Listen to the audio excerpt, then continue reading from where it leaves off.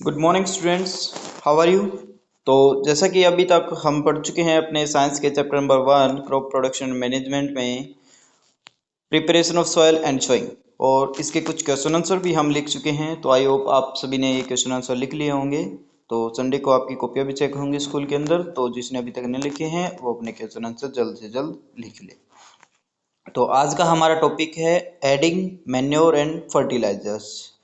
तो जैसे कि हमने आपको बताया था मैन्योर और फर्टिलाइजर्स होते क्या हैं। तो देखें, the substance which are added to the soil in the form of nutrient for the healthy growth of plants are called manure and fertilizers. Manure और फर्टिलाइजर्स वे सब्सटेंस हैं जो कि ऐड किए जाते हैं सोयल में न्यूट्रिएंट की फॉर्म में, जो कि एक प्लांट की हेल्दी ग्रोथ के लिए बेहद जरूरी होते हैं। ठीक है, तो उसी को हम क्या बोलते हैं, मैन्योर एंड फर्टिलाइजर्स। तो देखें आगे, बूजो एक क्वेश्चन कहता है कि I saw a healthy crop growing in a farm in the neighbouring farm the plants were weak why do plants some plants grow better than other. कि बुजो कहता है कि मैंने कुछ हेल्दी क्रॉप देखी हैं अपने फार्म में, और जो पड़ोस वाले जो फार्म यानी खेत जो होता है उसमें जो प्लांट्स थे वो वीक थे। अब why do some plants grow better than others, कि कुछ प्लांट्स अच्छे ग्रो करते हैं कुछ अच्छे ग्रो नहीं करते, तो इसका कारण क्या है। तो देखो, तो यहाँ पर है कि soil supplies mineral nutrients to the crop. तो देखो, सोयल क्या करती है, न्यूट्रिएंट प्रोवाइड करती है। ठीक है, किसको, क्रॉप को। सोयल यानी मिट्टी, मिट्टी क्या करते हैं, सप्लाई करते हैं मिनरल और nutrient. These nutrient are essential for the growth of plant, और ये जो न्यूट्रिएंट होते हैं ये प्लांट की हेल्दी ग्रोथ के लिए क्या होते हैं, एसेंशियल यानी जरूरी होते हैं। In certain areas farmer grow crop after crop in the same field. कुछ एरियाज में क्या होता है, फार्मर लगातार क्रॉप, जैसे अब क्रॉप लगा दी फिर इसके बाद भी क्रॉप लगा देंगे उसी फील्ड में, उसके बाद भी मतलब कंटिन्यूसली क्या करते हैं कि the field is never left uncultivated और फैलो, कि उस फील्ड को कभी भी खाली नहीं छोड़ा जाता, क्रॉप के बाद क्रॉप, क्रॉप के बाद क्रॉप उसमें लगाई जाती है।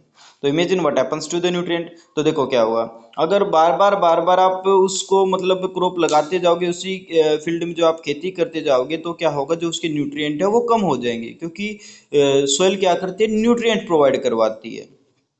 तो देखें, continuous growing of crop make the soil poor in certain nutrient. अब लगातार आप कंटिन्यूस ग्रोइंग यानी लगातार आप फसल लगाते रहोगे, ठीक है, उसी उसी फील्ड में अगर आप बार बार फसल लगाते रहोगे, तो क्या होगा, जो न्यूट्रिएंट उस फसल को चाहिए वो सर्टेन न्यूट्रिएंट वो क्या हो जाएंगे, उसमें पुअर हो जाएंगे यानी कम हो जाएंगे। Therefore farmer have to add manure to the field to replenish the soil with nutrient. इसलिए जो फार्मर है, जो किसान है, वो क्या करते हैं, मैन्योर डालते हैं किसके अंदर, सोइल के अंदर, ताकि वो क्या उसके उस न्यूट्रिएंट में रिच हो जाए। क्योंकि मैन्योर क्या करते हैं, मैन्योर क्या करेंगे, उसको हर न्यूट्रिएंट प्रोवाइड करवाएंगे। This process is called manuring, और इस प्रोसेस को हम क्या बोलते हैं, मैन्योरिंग।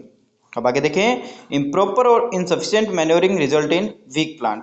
अगर क्या होगा, अगर हम उसके अंदर मैन्योरिंग मैन्योरिंग नहीं करेंगे, अगर उसके अंदर हम खाद नहीं डालेंगे, तो प्लांट की ग्रोथ कैसी होगी, वीक होगी और प्लांट कमजोर होंगे।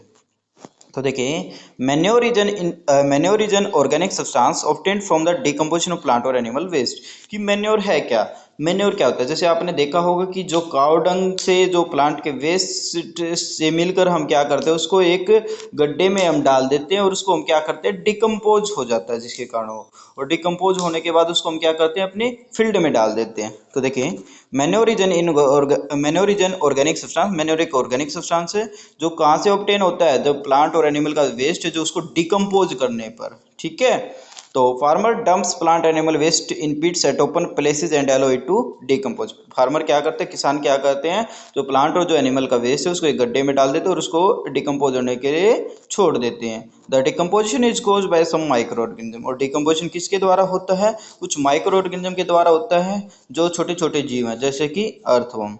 The decomposed matter is used as organic manure, और वो डिकम्पोज मैटर ही किसके लिए यूज किया जाता है, एक ऑर्गेनिक मैन्योर के तौर पर उसको यूज किया जाता है।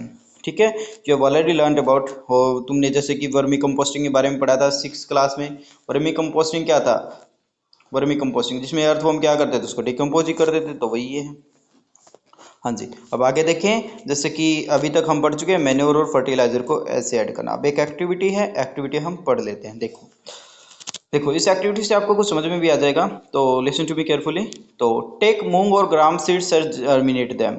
आप क्या कीजिए, या तो मूंग के या कुछ ग्राम के जो सीड लीजिए, बीज लीजिए मूंग के या चने के, तो उनको क्या कर दीजिए, जर्मिनेट कर दीजिए, उनको उगा दीजिए।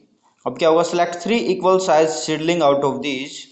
नाउ टेक 3 एम्प्टी ग्लास और similar vessels, mark them ABC। क्या कीजिए, आप उन तीनों को, सॉरी, मूंग के या जो चने के जो बीज हैं, आप क्या कीजिए, उनको 3 गिलास लीजिए, खाली गिलास ABC, उनको मार्क कर दीजिए और उनके अंदर लगा दीजिए, और इक्वल लेवल पर उनके अंदर क्या डाल दीजिए, मिट्टी डाल दीजिए। अब ए के अंदर आप डाल दीजिए, उसके अंदर जब आप डालो 2 गिलास A, add little amount of soil mix with a little cow dung manure. आप उसके अंदर क्या कर दीजिए, काउ डंग डाल, यानी काउ डंग से जो बनता है मैन्योर। अब ए के अंदर मैन्योर डाल दीजिए, बी के अंदर यूरिया डाल दीजिए फर्टिलाइजर, और सी के अंदर आप कुछ भी मत डालिए, ठीक है। Now pour the same amount of water in each glass. आप सभी में क्या कर दीजिए, मतलब सेम क्वांटिटी डाल दीजिए वाटर की, जितनी भी एक में डालो तीनों में वही डाल दीजिए, ठीक है। अब उन्हें 7-8 दिन के लिए आप छोड़ दीजिए, तो देखो क्या होगा। तो सबसे जो हेल्दी ग्रोथ होगी वो होगी फर्टिलाइजर वाले की, जिसमें आपने फर्टिलाइजर डाला था, यानी बी वाले की जो होगी वो सबसे ज़्यादा हेल्दी ग्रोथ होगी, ठीक है। और ए वाले की थोड़ी सी उससे कम ग्रोथ होगी, तो क्योंकि फर्टिलाइजर क्या होते हैं, हेल्पफुल होते हैं मैन्योर से, ठीक है। फर्टिलाइजर हेल्पफुल होते हैं मैन्योर से। और जो सी वाला है आपने उसमें कुछ नहीं डाला था, तो उसकी हेल्दी ग्रोथ नहीं हो पाएगी। जैसे कि आप फिगर में भी देख सकते हो कि बी में क्या है, ज़्यादा ग्रोथ है, ए में इतनी ग्रोथ नहीं है, ठीक है। अब आगे देखिए, did all the plants in the glasses grow at the same pace. क्या जो तीनों ग्लासेस में जो प्लांट्स आपने रखे थे, क्या वो सेम पेस पर ग्रो कर रहे हैं? इसका आंसर हम बता चुके, सेम पेस पर नहीं करेंगे। जो फर्टिलाइजर वाला है वो क्या करेगा, ज़्यादा ग्रोथ करेगा, ठीक है। बजाय कि किसके, बाकी दोनों के। Which glass showed better growth of plant. अब बेटर किस में हुई, बी वाले में हुई, ठीक है। अब आगे देखिए, फर्टिलाइजर अब फर्टिलाइजर के बारे में पढ़ लेते हैं कि फर्टिलाइजर्स है क्या।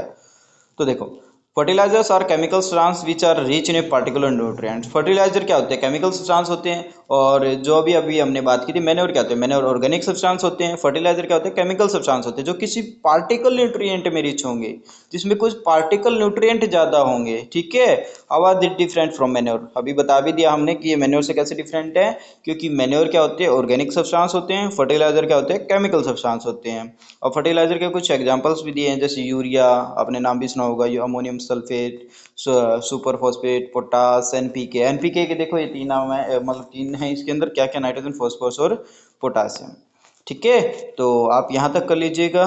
तो इसके बाद का जो अगला टॉपिक है, मतलब इससे आगे का जो रहता है, वो हम आपको अगली वीडियोज़ में कराएंगे। तब तक के लिए बने रहिए और अपनी जो कॉपियाँ हैं उनको कंप्लीट कर लीजिएगा। और अभी तक आपने कॉपियाँ पूरी नहीं की है तो अपनी कॉपियाँ जल्द से जल्द पूरी कर ले। Thank you and have a nice day.